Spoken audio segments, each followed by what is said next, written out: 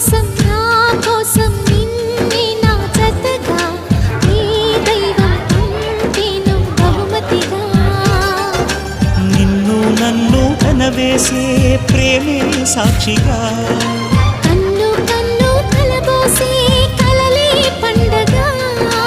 నిన్ను మన్ను ఏకం చేద్దాం హరివిల్లుగా.